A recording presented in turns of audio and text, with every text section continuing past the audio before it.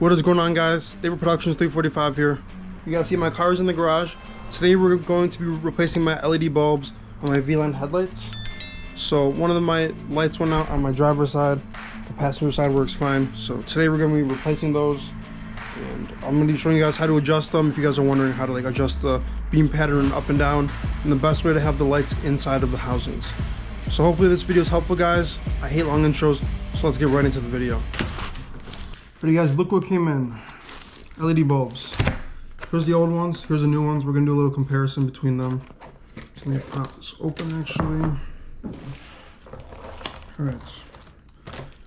Here's the green connectors from the VLANDs. We're gonna be comparing the old bulbs to the new ones.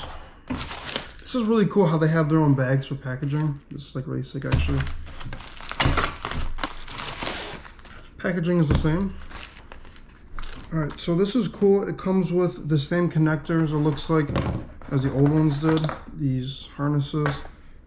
Yeah, exact same as the old ones. And then now here are the bulbs. What we're going to do basically is just compare them real quick. And then we're going to install them in my car. So, oh yeah, these already look a little bit different. So here's an old one, right here. And here is a new one. So I can already tell the new ones are a little bit shorter, but it's just by a little bit. I don't know if you guys can catch on the camera. The LED's in a little bit of a different place. I'm gonna try to line these up for you guys. But the LED's in a little bit of a different place, and then down on the bottom, the fans are different.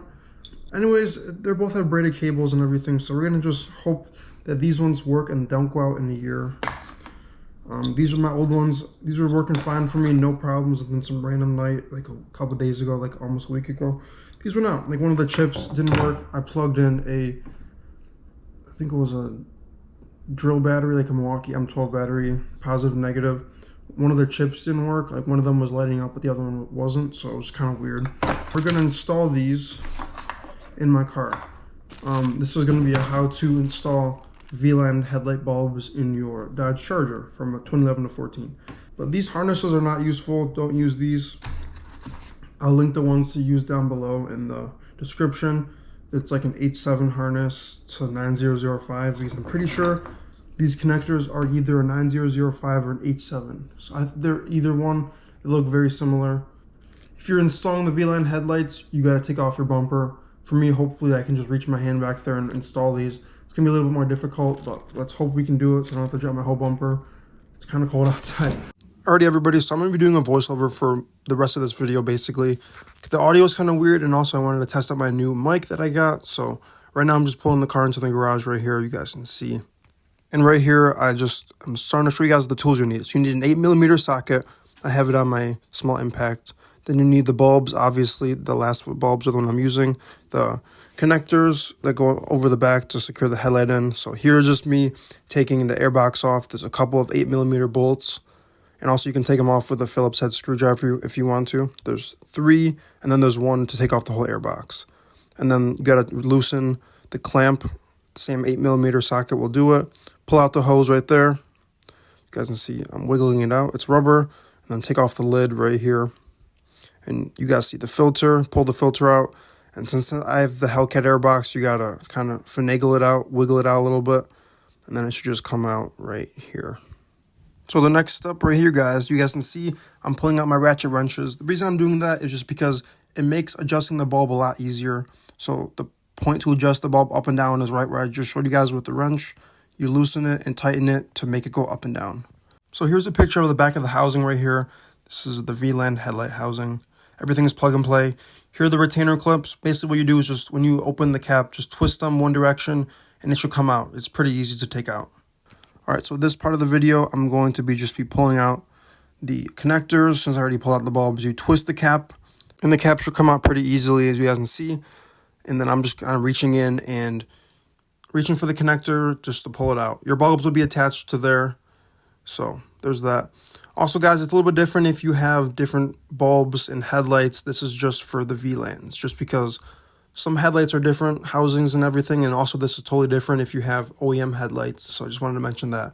Doing the same thing on the passenger side. So reaching my hand back there, pulling out the connector, and kind of just getting everything ready so it's a lot easier. So there's the connector right there. Alrighty guys, so this is the piece I was talking guys about. It's the retaining clip. Basically, it holds the bulbs in and it kind of spins. I'll obviously put something over on the screen like an overlay in a second to show you guys like the back of the housing. So basically, it doesn't really lock the bulb in. You kind of have to lock it into the housing. The bulb kind of like rotates freely a little bit, but it locks it in so the bulb will be up and down, which means the beam patterns will be on the side. So the two chips have them faced outwards, not up and down. So I'm putting the bulb in, and right here you guys can see I'm connecting everything. And it kind of it's just very easy to do. It's not really hard. It's just making sure it's properly connected is the main thing. I'll have overlays of how it should look. Now I'm just testing the lights just to make sure they work. Make sure before you guys put everything back together that you test the bulbs to make sure that they turn on, because some bulbs are reverse polarity, which means you have to plug them in the other way. Doing the same thing for the passenger side, you guys can see you don't really need to secure the bulb in there. It doesn't really fit well. It really only secures into the housing. So I'm just showing you guys what that is right there. I'm doing the same thing. So I'm speeding it up so it's not too slow. This project, I thought it was going to be a lot harder than it was, but honestly it wasn't. I thought I was going to have to do more work than I did before, because usually I didn't even know that the headlights, I could access the caps. So that's really good if your headlights go out. I'm testing them again just to make sure they both work. You guys can see right there. I'm testing both the bulbs out just to make sure they work properly. And now finally is going to be reinstalling everything. So guys, this was a pretty easy project. If you have the VLAND headlights and you want better bulbs, make sure to get these Last Fit bulbs. This is not sponsored by Last Fit. The only reason I'm doing this, as I mentioned before, is because one of my LED chips and one of the bulbs went out. So the lights were not working properly. So I said, why not just make a little video on how to do it, and it'll kind of be easier for you guys if you guys want to put new bulbs into your VLANDs. And right here, I'm just testing the bulbs just to make sure they both work again before I install everything. So the next step is actually to be aiming your headlights and just making sure the bulbs are not too high or too low. There's a screw, as I mentioned before. It's a 10 millimeter, and you put a ratchet wrench on it to make it a lot quicker, or you can use a socket as well. But mine is already adjusted, so I'm not worried about that. Next step is to put the airbox back together. So first is the bottom part. And since I have the Hellcat airbox, it was kind of annoying because I had to wiggle the hose back into the hole in the front. So I cut it just because it was kind of annoying just to watch me. So I kind of just wiggled the hose through. Next, we're reinstalling the box. So as I said before, the 3 bolts, 8 millimeters. I'm using my impact because it's quicker. So first, the top one that locked the whole box in, just because that's how you start it. And then you got to grab the filter next, put the filter in. Also, guys, this is a good time if you have your box open to get the K&N drop-in filter. It's a cleanable one, so you can clean it instead of keep buying paper and plastic filters, wasting that. So next is the top. As I said before, you got to line up the tabs in the back. There's 3 of them. One of mine broke off earlier, so I'm just lining up the 2. Then you put the side piece in. Kind of just slide it in like that, and then you tighten everything back together. 8 millimeters, there's 3 of them. Then you got to shove the tube in the back. Don't forget that. I think that's some kind of PCV hose. I almost said PVC. But using my 8 millimeter to tighten those up, speeding it up for you guys, just so it's not just sitting around. But guys, obviously this project wasn't hard. I thought it was going to be more difficult because I thought I wasn't going to be able to access the caps.